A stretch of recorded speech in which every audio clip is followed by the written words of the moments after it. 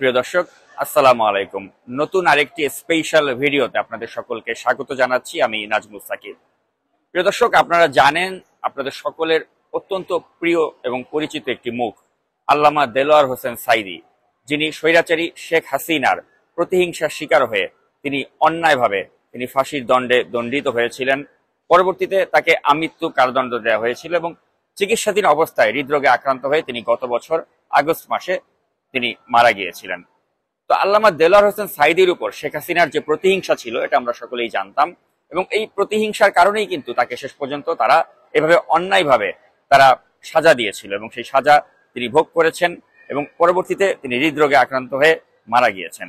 এবং তার মতো একজন ব্যক্তিত্ব, যিনি তার ওয়াজের কারণে তিনি প্রসিদ্ধ ছিলেন এবং তার এই ওয়াজ শুনে কোটি কোটি ধর্মপ্রাণ মুসলমান তারা অনুপ্রাণিত হয়েছিলেন এবং তাদেরকে এই ধর্মকর্মের প্রতি তিনি উৎসাহিত করেছিলেন, এবং সম্ভবত সেটাই ছিল শেখ হাসিনার একটা ব্যক্তিগত আক্রোশের অন্যতম কারণ। তা আমরা যারা অনুসন্ধানী সাংবাদিকতা করতাম, আমরা জানতাম যে শেখ হাসিনার একটি স্বভাব ছিল, তিনি তার এনটিএমসি, অর্থাৎ সেই এনটিএমসির যে কুখ্যাত জিয়াউল আহসান বা এদের মতো ব্যক্তিবর্গকে দিয়ে তিনি যারা বিখ্যাত ব্যক্তি বা যাদেরকে তিনি পছন্দ করতেন না, তাদের কলগুলোকে তিনি রেকর্ড করে থাকতেন। তো সেই ধারাবাহিকতায় তিনি আল্লামা দেলোয়ার হোসেন সাঈদী তারও কনভারসেশন বা টেলিফোন আলাপগুলোকে তিনি রেকর্ড করতেন।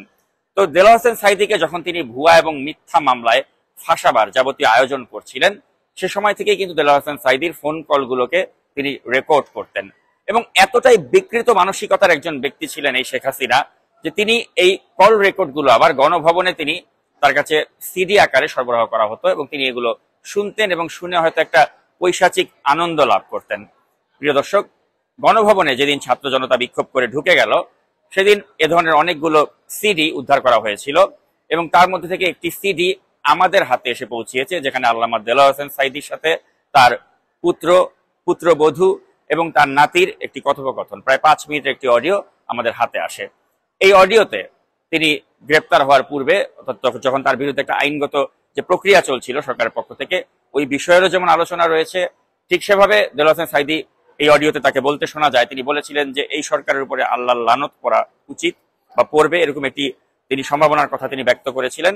এবং পাশাপাশি তিনি এখানে তার যে পুত্র হিসেবে যার নাম তিনি বলেছিলেন আব্দুস সালাম, আপনারা জানেন যে তার 4 জন সন্তান, তো তার মাঝে একজন আব্দুস সালাম বলে একজনের কথা তিনি বলেছেন, তার সাথে তিনি কথা বলেছেন এবং তার পুত্রবধূ এবং তার যে নাতি তার সাথে সংক্ষিপ্ত একটি কথোপকথন রয়েছে এই পুরো অডিও কলটির ভেতরে।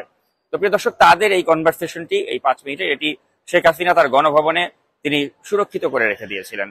তো সেই অডিওটি আপনারা জানেন যে অনুসন্ধানী সাংবাদিক জুলকারনাইন সায়ার খান সামি, আল জাজিরা খ্যাত, তার কাছে এসেছে এবং তার সৌজন্যে আজকে নাগরিক টিভিতে আমরা এই অডিওটি প্রথমবারের মতো ফাঁস করতে চলেছি।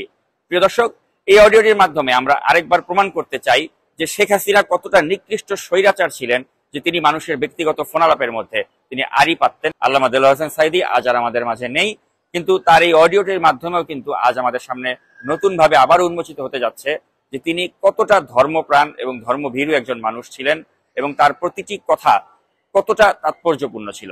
প্রিয় দর্শক, আমি আর কথা বাড়াবো না, চলুন আমরা শুনে নেই সেই অডিওটি।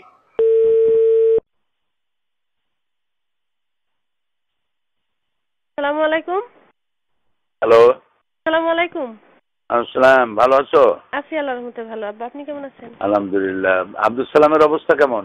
এই যে কথা বলেন। আসসালামু আলাইকুম আব্বা। আসসালাম। বাবা, জ্বর ছাড়ছে? একেবারে নির্দোষীয় ছাড়ি নাই, কিছু আছে এখনো?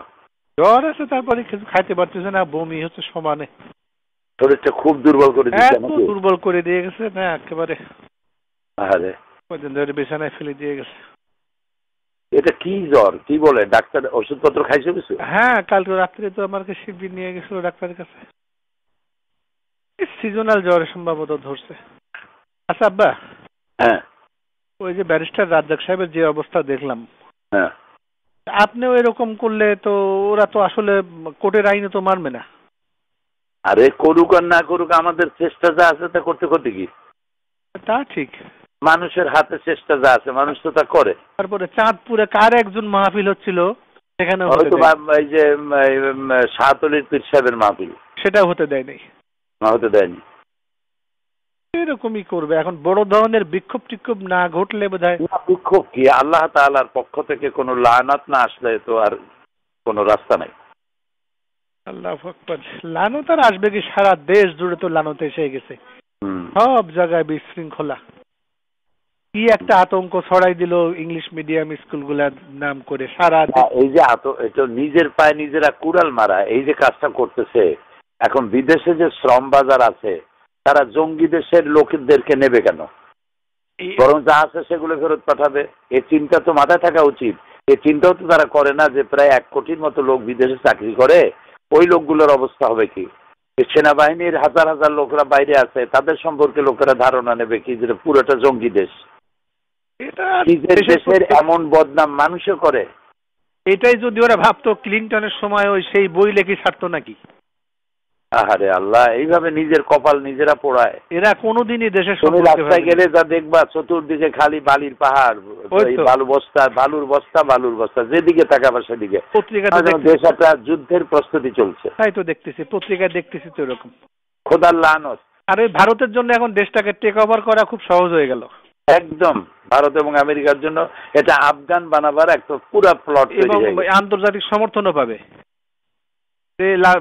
ঠকাবার জন্য সাহায্য করো। হ্যাঁ, এটা বলবো আর কি। আল্লাহর কাছে মাপ চাওয়া ছাড়া পথ নাই। আল্লাহ হয় মাফ করো আর না হয় দেখাইও না, আগে উঠায় নাও। আপনি কোর্টে যাবেন কি রোববারে আব্বা? নেন, বোধহয় তাই হবে। ও আমরা এদিকে শাকিল এদিকে বেটা, ওই যে আপনার ওয়েবসাইটে আব্বা আল্লাহর রহমত, শাকিল বসে কি করে গোতাগুতি করতে করতে একেবারে আপনার সকল বই ঢুকানোর ব্যবস্থা ওর মাথায় আল্লাহ কি দিছে, ও পারছে। আমি যেটা পারি নাই ও পারছে আব্বা। তাই বলো কি? আমার সাথে কথা বলেন। আসসালামু আলাইকুম দাদা। আসসালাম। শাকিল। জি দাদা। তুমি নাকি সর্বনাশ করছো? জি। কেমনে এত সর্বনাশ করলা? জি ইনশাআল্লাহ রহমত দাদা। দাঁড়াও। দাদা আপনি ভালো আছেন? হ্যাঁ, আল্লাহ ভালো রাখছে। কতগুলো বই ঢুকাইছো? দাদা আমি এখন সব ঢুকানো শুরু করবো। এই গোয়েবলসীয় মিথ্যাচারটা আমি পুরাটুক ঢুকিয়ে দিয়েছি। তাই এই যে গোয়েবলসি এটা ঢুকাইছো পুরোটা? জি। মাশাআল্লাহ মাশাআল্লাহ। তুমি কি খাইবা, চকলেট না আইসক্রিম? না দাদা কিছুই না, আপনার দোয়া করবেন। আচ্ছা আচ্ছা ঠিক আছে, তোমার জন্য একটা পুরস্কার পাওনা রইলো আমার কাছে। তোমার আব্বুকে দাও। জি আব্বা। বললাম যে তুমি কি খাইবা, চকলেট আইসক্রিম? না, ও একা একা বসে বসে কেমনে অনেক কিছু বের করে হঠাৎ বলতে যে আব্বা আমি পারছি না। আল্লাহর মেহেরবানি, তোমার জ্বর হোক আর যাই হোক, বাচ্চাগুলো তোমারে আল্লাহ ভালো ভালো বাচ্চা দিচ্ছে। আমি বললাম বাবা বাংলাটা তুমি সুস্থ হও, তাড়াতাড়ি ভালো হয়ে যাও। আমিন, আল্লাহ রহম করুক। আল্লাহ পুরো সুস্থ করুক। ওই ইংরেজিটাও দিয়ে দেবো নি আব্বা ওখানে। আর হোম পেজটা একটা লোককে দিয়ে করায়। হ্যাঁ, তারপর ইংরেজিটা দিলে আরো ভালো হইব।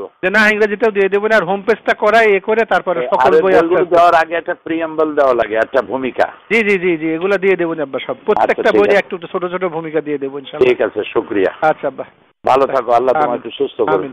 আমিন আমিন। আচ্ছা।